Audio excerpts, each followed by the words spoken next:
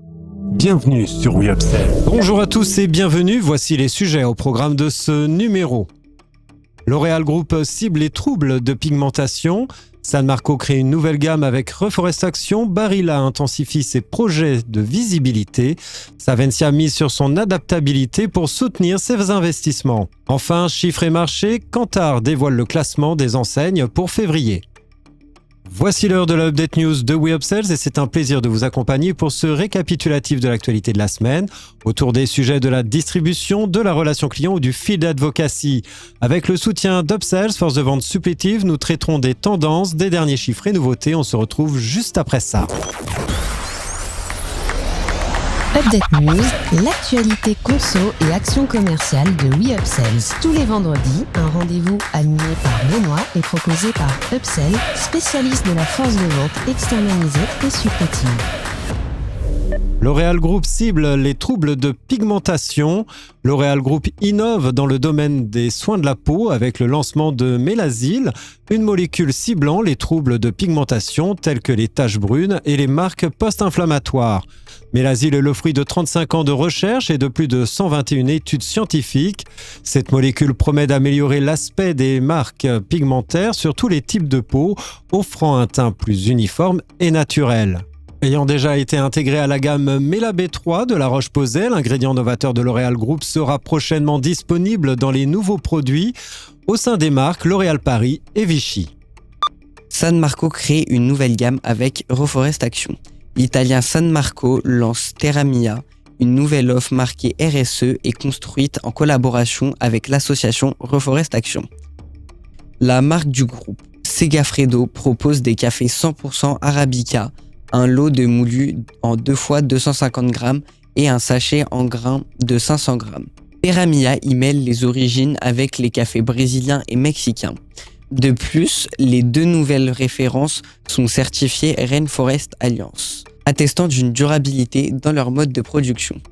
Côté engagement, la marque italienne promet derrière chaque achat une contribution au financement des 4 programmes qu'elle mène avec l'association Reforestation. Ils concernent les reforestations au Brésil, au Mexique, au Pérou et en Colombie. Plus de 7000 arbres seront ainsi replantés. Ces actions comprennent également un soutien aux populations et aux producteurs locaux sur le long terme. À noter que ce partenariat s'affiche sur le packaging des 2 références de la gamme via l'apposition du logo Reforestation. Les 2 références sont à découvrir dès à présent en magasin. Barilla intensifie ses projets de visibilité. Face à une baisse de 3% de ses volumes en France en 2023, Barilla intensifie sa stratégie pour renforcer sa présence sur le marché. Pour 2024, le groupe italien mise sur une augmentation de 15% des promotions sur les pâtes et de 40 à 52% pour les produits Harris, accompagnés de campagnes de communication renforcées. Le groupe accélère ses démarches éco-responsables avec un plan d'investissement d'1 milliard d'euros sur 5 ans visant à améliorer la compétitivité de ses installations industrielles tout en diminuant son impact environnemental. L'entreprise cherche également à valoriser ses engagements auprès des consommateurs à travers l'ajout de QR codes sur ses produits, permettant aux consommateurs de tracer l'origine des ingrédients. Avec un chiffre d'affaires de 4,7 milliards d'euros en 2023, dont 630 millions réalisés en France, Barilla envisage de fluidifier les synergies entre ses activités pour stimuler davantage la croissance et l'innovation. Savencia mise sur son adaptabilité pour soutenir ses investissements. Le groupe Savencia Fromage & Dairy, connu pour ses marques telles qu'Elevir, Caprice des Dieux et Cœur de Lion, affiche une performance financière notable malgré le contexte économique. Il enregistre une réduction de 9,1% de son résultat opérationnel courant qui s'établit à 212,9 millions d'euros. Le bénéfice net du groupe a considérablement augmenté, grimpant à de 42%. Le chiffre d'affaires du groupe a donc progressé de 3,7% pour atteindre 6,79 milliards d'euros en 2023 avec une part significative attribuable à la croissance organique. Cette progression du chiffre d'affaires couplée à des ajustements tarifaires stratégiques et à des gains de productivité opérationnelle a permis d'améliorer la marge opérationnelle courante des produits fromagers de 2,1% à 3,1%. Toutefois, la marge des autres produits laitiers a connu une contraction, passant de 6,1 à 4,1%. En 2024, le groupe Savencia Fromage & Dairy annonce poursuivre ses efforts d'adaptation et d'investissement en développant la complémentarité de ces différents métiers dans un environnement volatile et incertain où le pouvoir d'achat reste contraint et où les tensions géopolitiques et économiques entraînent un ralentissement de la croissance des économies mondiales, explique le fromager. Chiffres et marchés, Kantar dévoile le classement des enseignes pour février.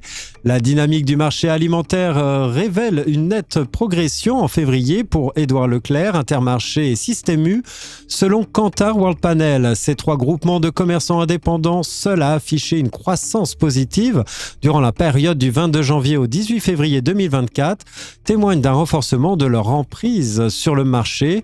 Édouard Leclerc en particulier confirme son avance avec un gain de 1,5 points de part de marché, atteignant les 23,9%, suivi par Intermarché qui accélère son ascension avec un gain de 0,8 points pour s'établir à 16,5%. Système U de son côté maintient le cap avec 12% de part de marché, soit une hausse de 0,4 points. Cette période marque également une phase bénéfique pour Intermarché et Netto, capitalisant sur l'acquisition d'une soixantaine de magasins auprès de Casino, contribuant ainsi à 0,2 et 0,3 points de leur part de marché. En revanche, Carrefour, Lidl et Casino font face à des défis importants, affichant un recul marqué de leur part de marché. Après 2 mois, les hypermarchés sont stables à 39,8%. Les supermarchés et circuits de proximité, quant à eux, reculent de 0,1 point du fait de moins d'acheteurs sur la période. Merci de votre écoute. Nous nous retrouvons la semaine prochaine. En attendant, abonnez-vous à la chaîne et au podcast de WeUpsells pour ne manquer aucune actualité. Enfin, n'hésitez pas à commenter et à réagir sur les sujets. Les équipes d'Upsell et moi-même, nous vous souhaitons d'excellents moments à tous.